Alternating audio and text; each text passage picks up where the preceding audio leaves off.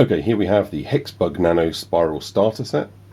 Included within the set is everything on this table, including this very nice HEXBUG Nano, which has got a blue rubber outer and a lime green inner.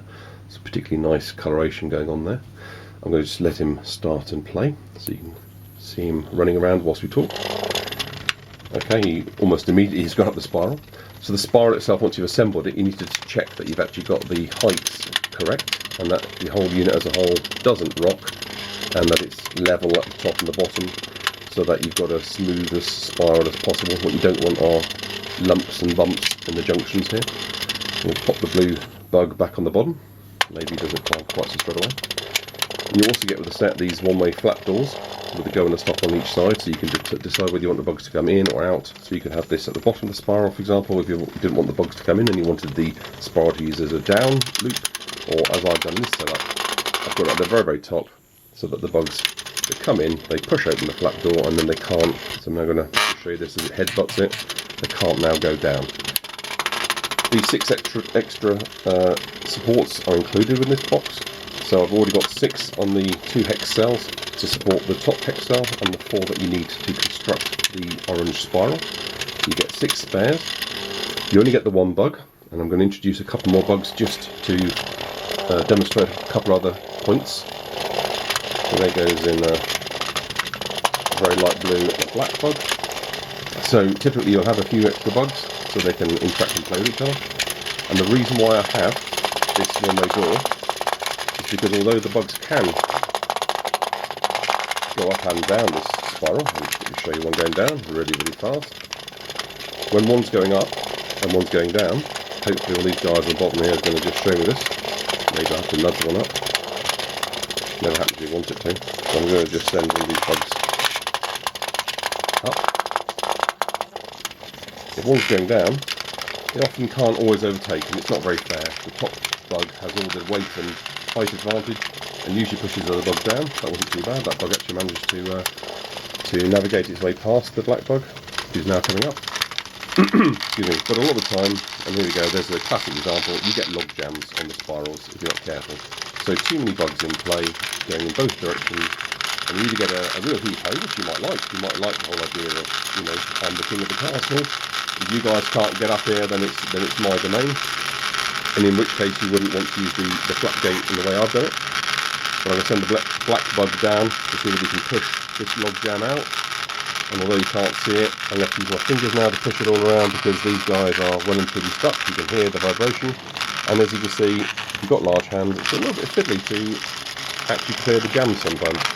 Which is why, as you can imagine, I very often have the one-way direction in these spirals.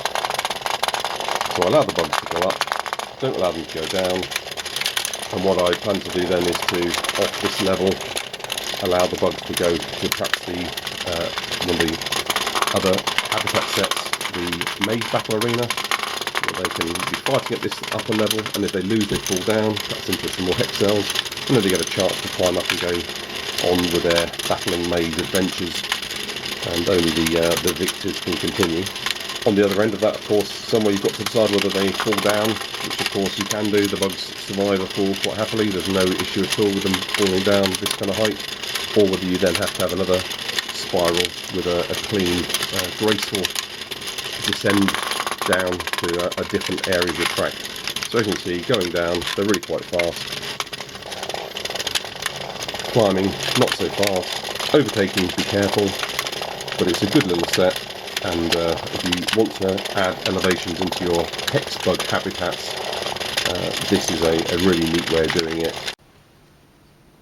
Again, here's a brief look at the packaging for the HEXBUG Nano Spiral Starter habitat set. It's a completely clear plastic hanging unit.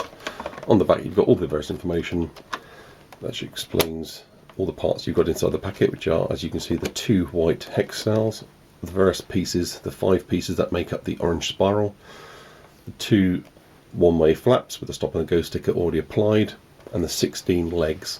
Now it supplies you 16 legs, which is quite generous, because as you can see it's fully assembled. You only need 6 on the hex cells and 4 on the spiral.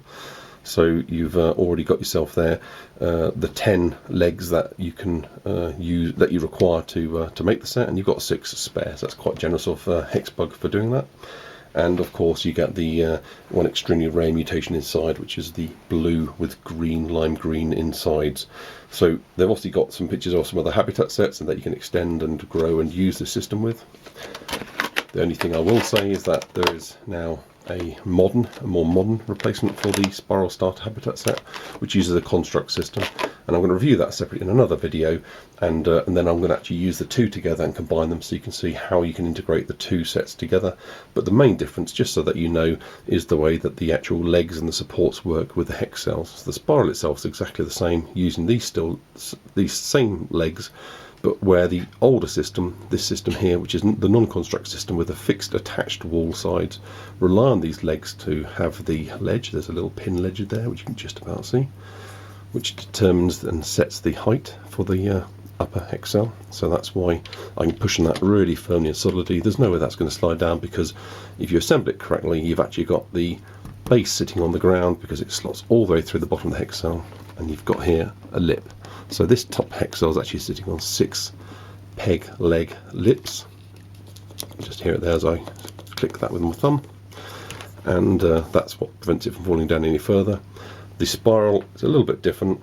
You do use some of the legs, some of the pegs in certain situations, but all of it's done on the friction of the actual slider. And as I said before, you want to make sure you've got it really quite sturdy and it's not rocking, that you've got this spiral set up correctly.